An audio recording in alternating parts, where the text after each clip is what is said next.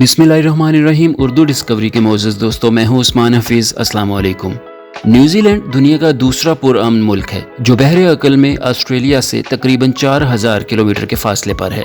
हिंदुस्तान और पाकिस्तान में रहने वाले ज़्यादातर लोग न्यूजीलैंड को सिर्फ क्रिकेट की वजह से जानते हैं, लेकिन न्यूजीलैंड अपने बड़े पहाड़ी सिलसिलों, खूबसूरत झीलों और आला मेयार के नामियाती खाने की वजह से दुनिया भर में मशहूर है।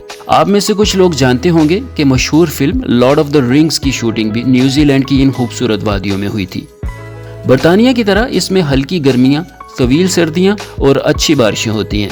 न्यूजीलैंड की आबादी बरतानिया की आबादी का 7% भी नहीं है, क्योंकि न्यूजीलैंड का 80% हिस्सा खाली है और वहाँ कोई नहीं रहता। न्यूजीलैंड की 70% आबादी शुमाल में रहती है और 50% शुमाली आबादी ऑकलैंड नामी शहर में रहती है। माओरी मंतक के मुताबिक न्यूजीलैंड को कोप एक माहीगीर और हवाईकी के सरदार ने दरियाफ्त किया था। कोप के माहीगीरी के मैदानों को एक ऑक्टोपस परेशान कर रहा था, जो मछेरों की लाइनों से हटकर तमाम तर बैत खा रहा था। ये अंदाजा लगाते हुए कि ऑक्टोपस का ताल्लुक एक और सरदार मतरूंगी का था, कोपे ने मतरूंगी से कहा कि वो अपने पालतू जानवर को इनका चारा खाने से रोके। जब मतरूंगी ने इसका इनकार किया तो कोपे ने इस जानवर को मारने की कसम खाई। इसने अपना वतन छोड़ा और बहरे अकल के इस दरिंदे का ताक़ुब किया। ताक़ुब के दौरान इसने न्यूजीलैंड को दरियाफ्त किया, जहां वो दोबारा सप्लाई के लिए उतरे। ऑक्टोपस के साथ एक अजीम समंदरी जंग हुई, जहां बिलाहर कोपे ने मतरूंगी के पालतू जानवर को मार डाला। कोपे ने शुमाली जजीरे के गिर्द घूमते हुए बहुत से मुकामात का नाम लिया जिनसे वो गुजरा था। इस अज़्म का इजहार किया कि वो कभी इस सरजमीन पर वापस नहीं जाएगा जो इसने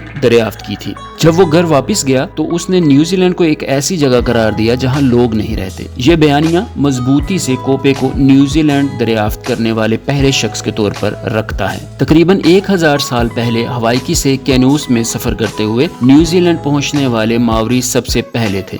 हॉलैंड का बाशिंदा एबल तस्मान पहला यूरोपी था जिसने इस मुल्क को देखा, लेकिन ये अंग्रेज ही थे जिन्होंने न्यूजीलैंड को अपनी सल्तनत का हिस्सा बनाया। 1840 में वेतंगी के मुआहदे पर दस्तखत किए गए। बरतानवी वलीअहद और मावरी के दरमियान एक मुआहदा। इसने न्यूजीलैंड में बरतानवी कानून कायम किया और इसे न्यूजीलैंड की बानी दस्तावेज और मुल्की तारीख का एक अहम हिस्सा समझा जाता है। जिस इमारत पर मुआहदे पर दस्तखत किए गए थे वो महफूज है और आज वेतंगी ट्रीटी ग्राउंड्स एक मकबूल तवज्जो का मरकज है। आपको हैरत अंगेज मावरी तारीखी मकामात और खजाने मिलेंगे। नीज 9 आबादियाती दौर की खूबसूरत इमारतें पूरे मुल्क में बंधी हुई हैं। आज न्यूजीलैंड के किसी भी शहर के गिर्द चहलकदमी ये जाहिर करती है कि ये सकाफती एतबार से कितना मतनू और दिलकश मुल्क बन गया है। मावरी अपने साथ एक भरपूर सकाफत, फन और जमीन से मजबूत ताल्लुक लेकर आए। उन्होंने पेचीदा कबायली मुआशरे कायम किए और मुतासिर कुन ढांचे बनाए, जैसे कि मशहूर नक्शोनिगार और मीटिंग हाउसेज।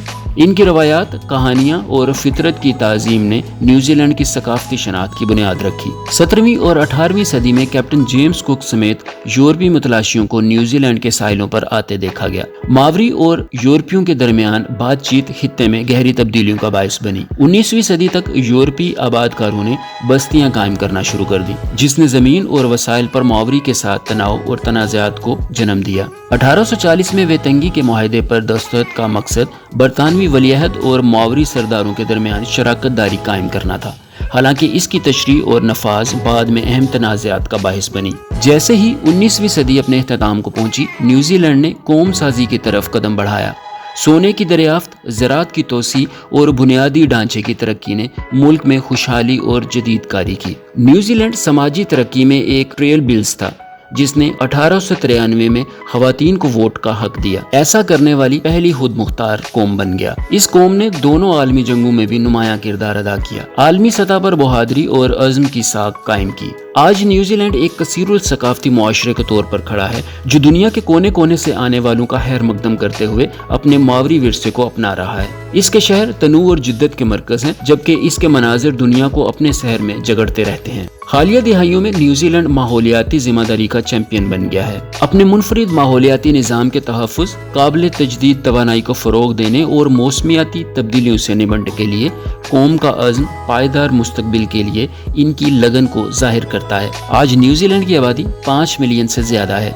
इसके मुकामी मावरी, यूरोपीय आबादकार, एशियाई, बहरी एकल के जजीरे वाले और दीगर नस्ली बरादरियां हैं। इसका GDP तकरीबन $220 बिलियन है। इसकी कलीदी सनतें ज़राअत, सियाहत, टेक्नोलॉजी और खिदमात हैं। اور اس کی قابل ذکر برآمدات ڈیری مصنوعات، گوشت اور شراب ہیں۔ قابل رسائی اور جدید نظام تعلیم کے ساتھ نیوزی لینڈ کی شرح خواندگی تقریباً 99% ہے۔ ٹیک سیکٹر کی ترقی تیزی سے بڑھتی ہوئی ٹیک انڈسٹری پر مبنی ہے، جس میں اسٹارٹ اپس، ریسرچ سینٹرز اور ٹیک انوویشن ہب کی ترقی اہم کردار ادا کرتی ہے۔ سیاحوں کی توجہ کے لیے قدرتی عجائبات میں مشہور مناظر جیسے میلفورڈ ساؤنڈ، روٹروا کے جیو تھرمل عجائبات شامل ہیں، اور شہروں میں آکلینڈ، ویلنگٹن ثقافتی تجربات اور جدید سہولیات پیش کرتے ہیں۔ نیوزی لینڈ ماحول دوست اقدامات، قابل تجدید توانائی کے طریقوں اور تحفظ پر بھی توجہ مرکوز کرتا ہے۔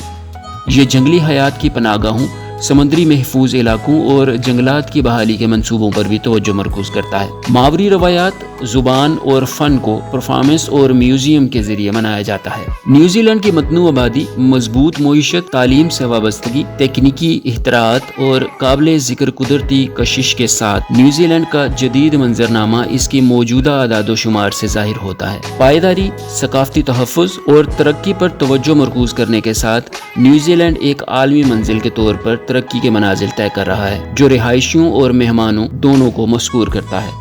مجھے امید ہے کہ آپ نیوزی لینڈ کی دلچسپ تاریخ سے لطف اندوز ہوئے ہوں گے۔ مزید معلوماتی ویڈیوز کے لیے ہمارے چینل کو سبسکرائب کریں اور گھنٹی کے نشان پر کلک کریں تاکہ ہر آنے والی نئی ویڈیو آپ تک بروقت پہنچ سکے۔ ویڈیو دیکھنے کے لیے آپ کا شکریہ۔